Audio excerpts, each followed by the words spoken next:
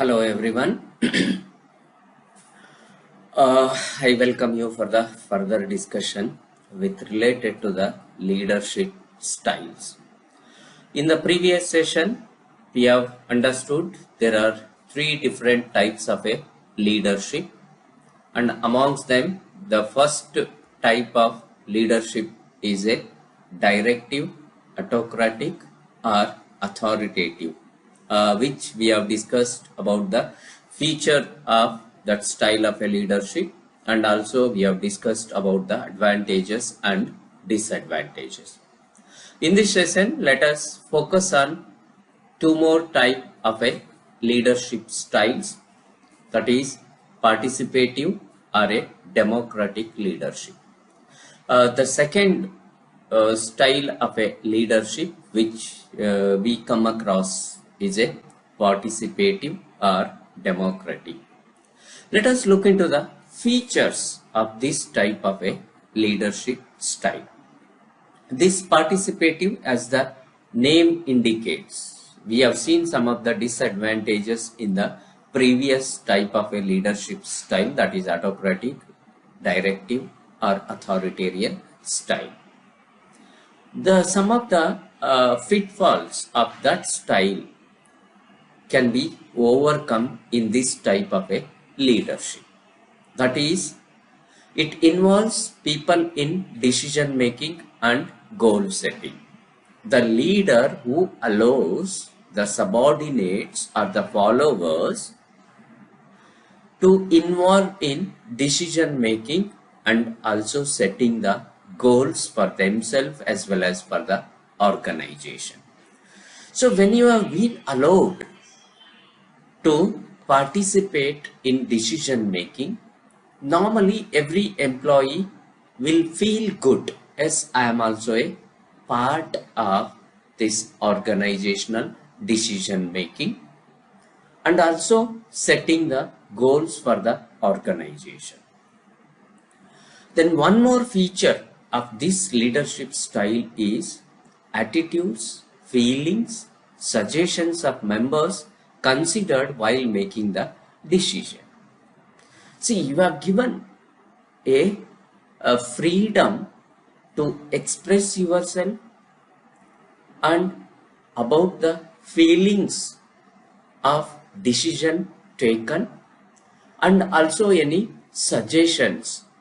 So if you have been allowed to do all these things, obviously the employees are motivated. They feel good and also openly participate in the process of a decision making.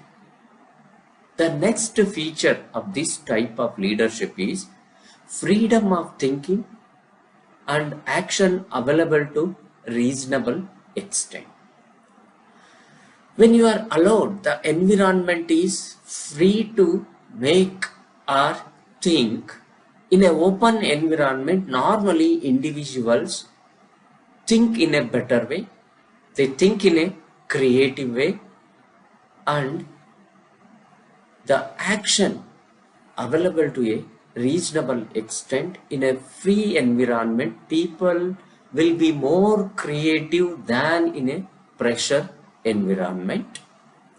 And also two-way open communication between the members as well as between the leader and a followers.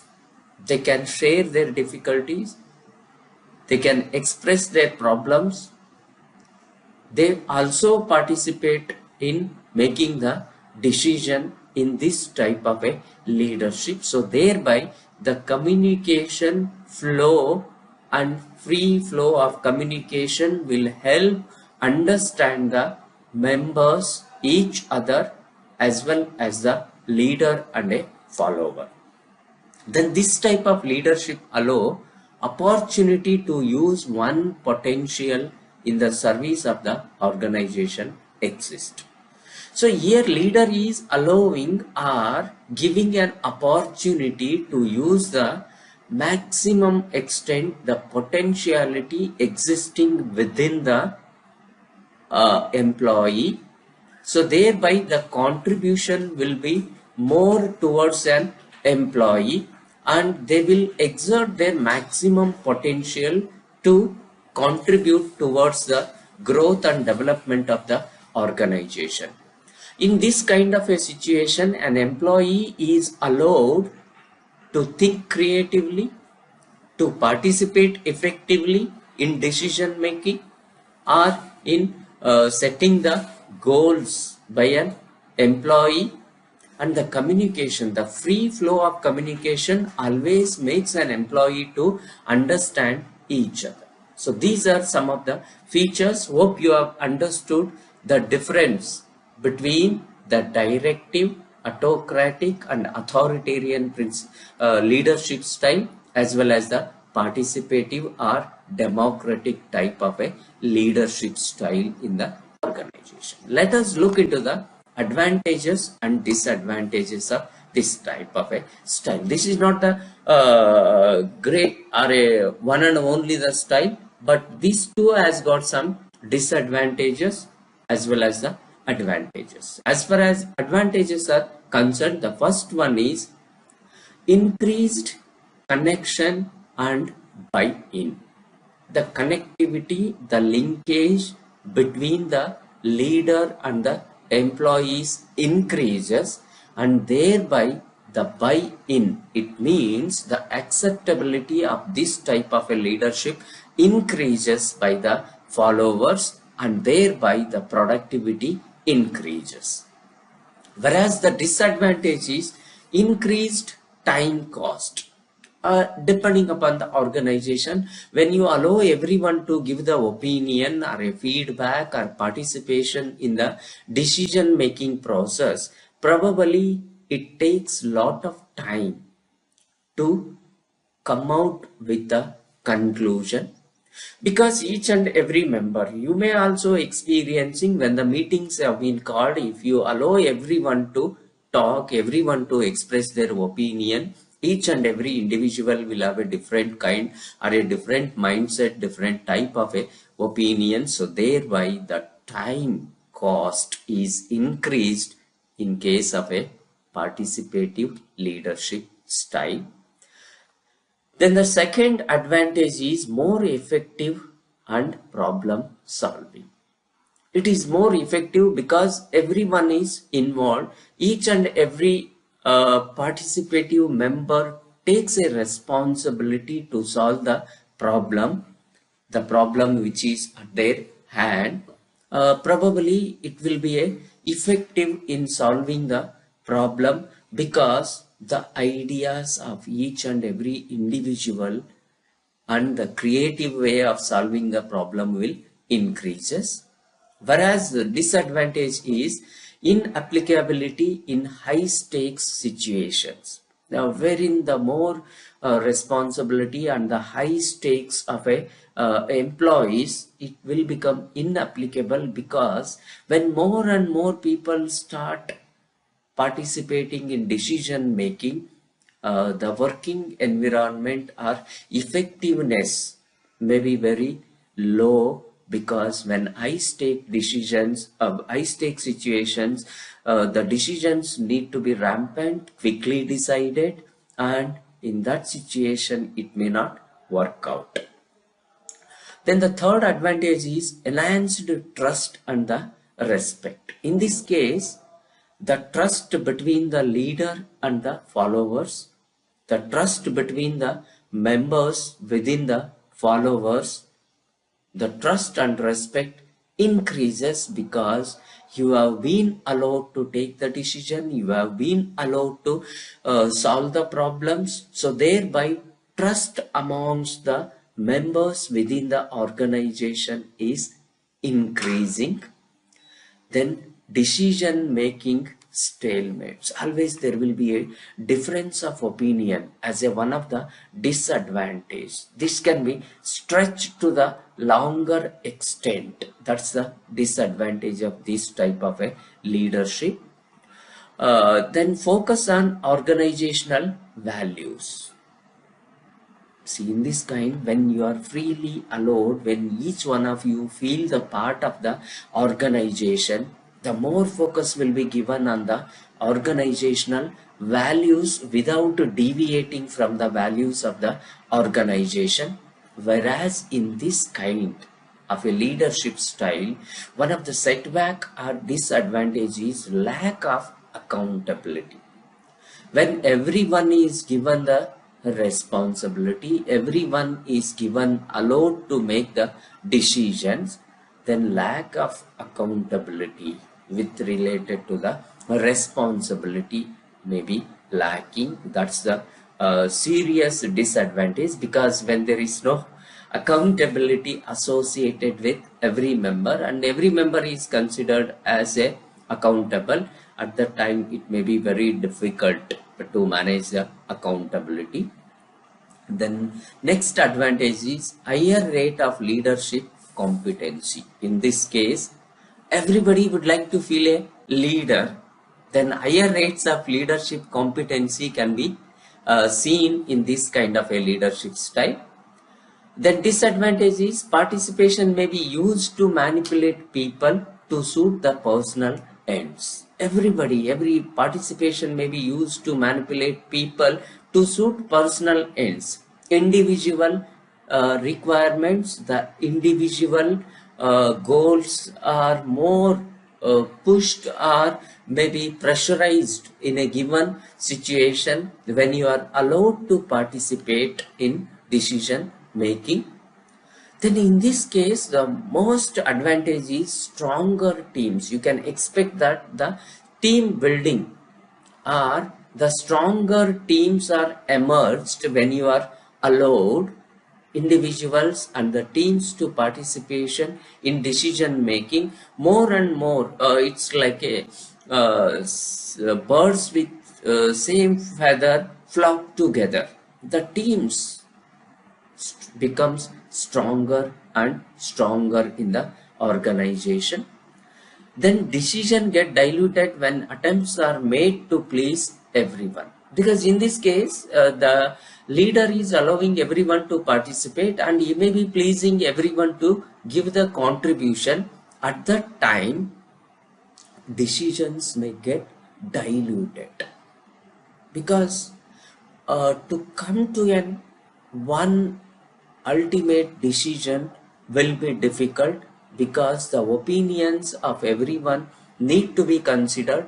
While considering the opinion of everyone, the decision may get diluted. Ultimately, inconclusiveness situation may arise under this type of a leadership style. The next advantage is adaptability in making decisions. Adaptability in making the decision is the advantage, and the disadvantage could be participation may be used as an instrument to pass the buck. When there is no accountability, when there is no responsibility individually, the passing of the buck may takes place. That is, the decision was implemented by XYZ based on the communication made by a XYZ, and few of the people may be dumb and deaf in the process of a decision making. At that time, ultimately the responsibility lies with the leader, and the passing of the buck may takes place towards the leader. So that is the serious disadvantage. So ultimately the participation may lead to the inconclusiveness, and while delivering their responsibility it may be passed on to XYZ amongst the team members. So thereby the organization may become an ineffective. Though we have a lot of advantages, and at the same time there are disadvantages attached with this type of a leadership style. So hope you could able to understand what is the meaning of participative or a democratic type of a leadership style, and the features of this type of a leadership style, then advantages and disadvantages of this type of a leadership style.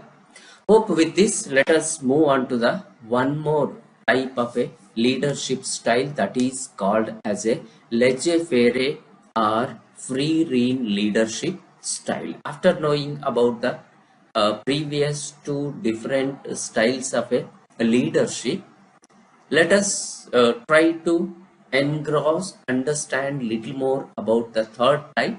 Now it becomes very easier to understand since we have seen the two other types of a leadership style. What are the features of this type of a leadership style, that is laissez-faire or free-rein leadership style? Group members set goals and decide things on their own. This is a little more free environment, or more freedom is given this kind of a leadership style when compared to the first and second what we have discussed. Group members set the goals for themselves and decide things on their own, whether it is related to the work, whether it is related to the responsibility, whether it is related to the accountability within the organization. Each group members are allowed freely to set the goals and work according to the set goal by themselves. In this case, leader is a passive observer of the things. Leader totally given the responsibility, accountability to the employees. He acts as only a passive role.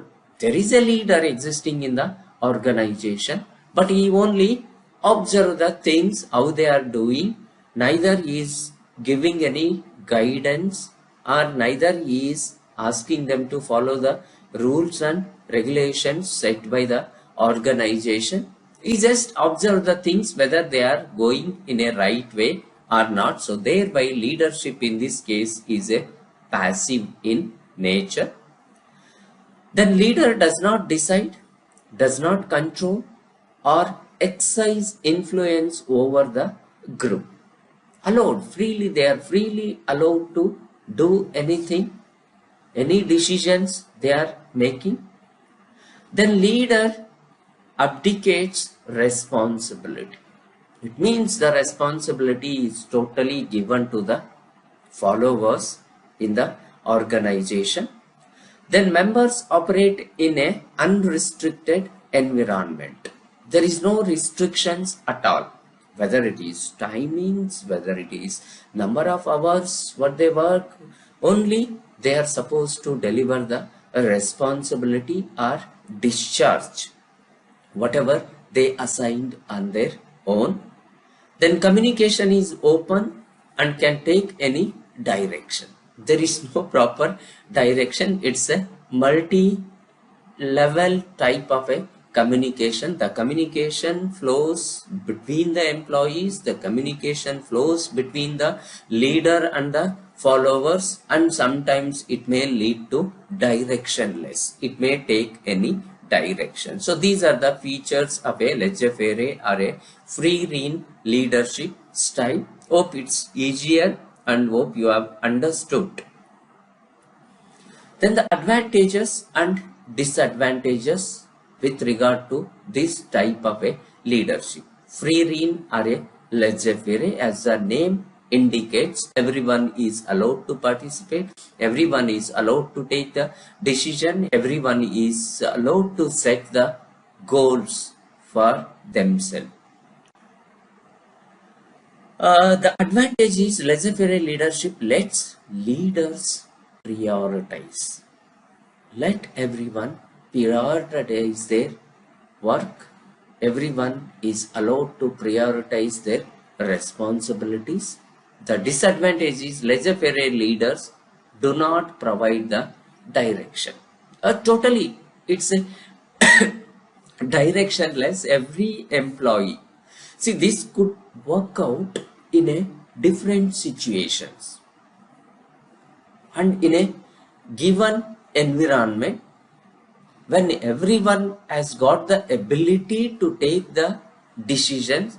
For example, in a kind of a software companies wherein each and every employee is given a free rein kind of a leadership. Everybody is able to take the decisions. In those situations, this kind of a leadership style may work very effectively. So when there is no proper direction given by the leader, there should be an able employees to take the decision. Then only this kind of a leadership style work. Then laissez-faire leadership encourages the accountability. Very clearly, each and every employee is accountable because they have been allowed to take the decision, set the goals. The disadvantage is laissez-faire leadership can lead to a lack of accountability. It's bit contradicting in nature. It depends on the kind of the employees. When you are setting goals on your own, it is your accountability. Sometimes it may go or lead to a lack of accountability. Then laissez-faire leadership gives employees a creative freedom, creativity. To the maximum extent, the employees' creativity can be exercised when you are allowed them, or when you are given a free environment to them. Then it becomes very easier, and the employees will be more and more creative in nature. Then laissez-faire leadership can compromise the communication. This could be one of the greatest disadvantage under this type of leadership. When everyone start feeling that I am a leader in the organization, the flow of communication may not happen effectively because they compromise in the area of communication. The level of ego may pop up in this case when I am taking the decision, when I am setting the goals for myself. Probably may not be communicated to the higher up in the authority. Since the leader is passive in nature, probably this could be one of the disadvantage. Then laissez-faire leadership prompts professional developments. When everyone takes the responsibility, when everyone is creative enough in the organization, maybe it prompts everybody need to behave a professional manner. Then leaders do not provide any support. The leader in this kind, it's more or less every employee in the organization is acting as a leader. No support is expected, or do not give any support by a leader in the organization. That is the disadvantage, because you don't have any a directive or a direction or motivating the employee. In this situation, everyone is expected to motivate on their own.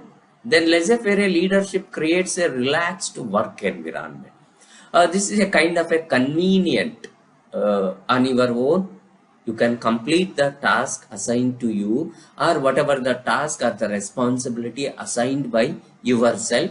This gives a kind of a relaxed work environment. You have been allowed to complete the work at your own convenient way and the convenient time. So thereby the work environment is little relaxed, not pressurized as like the first type of a trait what we have seen, that is the directive, autocratic or a authoritarian style. So while giving a relaxed environment, it could become a disadvantage. Laissez-faire leadership can lead to a hierarchical confusion. Sometimes it so happens that whether you are the boss or somebody else is the boss, there is no this work in a kind of a flat organization structure.